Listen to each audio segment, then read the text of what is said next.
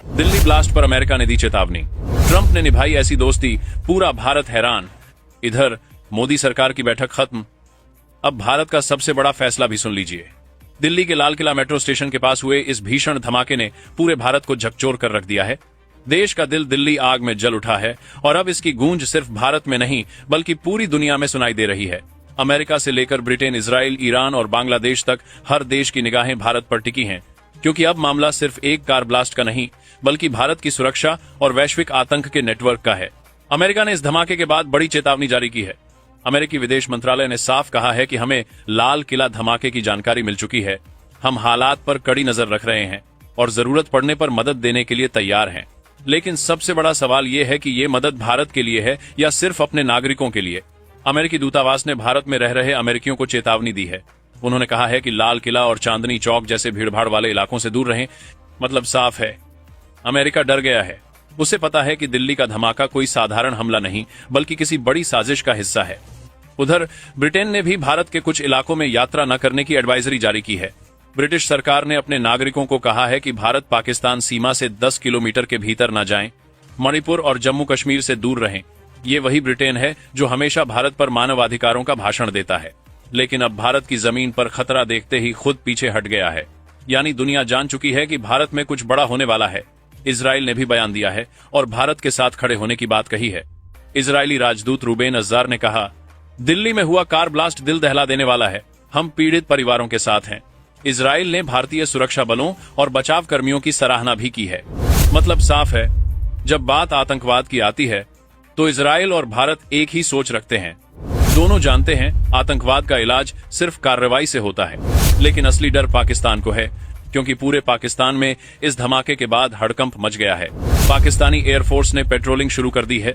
तीनों सेनाओं के प्रमुखों की इमरजेंसी बैठकें चल रही हैं और शहबाज शरीफ ने रात भर NSA और DGISI के साथ मीटिंग की है। मतलब पाकिस्तान जानता है कि अगर इस धमाके के पीछे उसके आतंकी हाथ पाए गए तो इस बार भारत चुप नहीं बैठेगा। पाकिस्तान जानता है कि मोदी का भारत अब चेतावनी नहीं देता, सीधा जवाब देता है। डॉन अखबार ने भी लाल किला धमाके को लेकर रिपोर्ट छापी है। उन्होंने लिखा कि सोमवार शाम एक भीषण धमाका हुआ।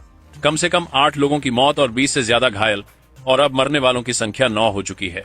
डॉन ने लिखा, लाल किला 17वीं सदी का ऐतिहासिक स्थल है जहां सुरक्षा हमेशा कड़ी रहती है। इसीलिए इस धमाके ने भारत को हिला दिया है।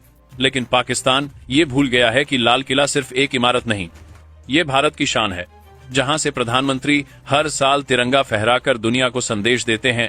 और अगर किसी ने उस शान को चुनौती दी तो भारत उसे इतिहास के पन्नों से मिटा देगा। ईरान ने भी बयान जारी किया है। उसने कहा कि दिल्ली धमाके में मारे गए भारतीयों के प्रति गहरी संवेदना है। हम भारत सरकार और जनता के साथ खड़े हैं। बांग्लादेश ने भी कहा कि इस कठिन समय में वो भारत के साथ है। मतलब अब भारत के खिलाफ कोई भी आतंकी साजिश पूरी दुनिया की निगाहों में आ चुकी है। इस बीच दिल्ली में गृह मंत्री अमित शाह के घर पर हाई लेवल मीटिंग चल रही है। खुफिया एजेंसियों की रिपोर्ट आ चुकी है और सूत्रों के मुताबिक अब भारत कोई बड़ा कदम उठा सकता है, क्योंकि पहलगाम हमले के बाद भारत ने साफ कहा था अगर दोबारा इस तरह का हमला हुआ तो इसे एक्ट ऑफ वॉर माना जाएगा। और अब वो वक्त आ चुका है। पाकिस्तान की घबराहट उसकी हरकतों में साफ दिख रही है, क्योंकि उसे मालूम है मोदी का भारत अब बदले की भाषा में बात करता है, इस बड़े से बात करता है।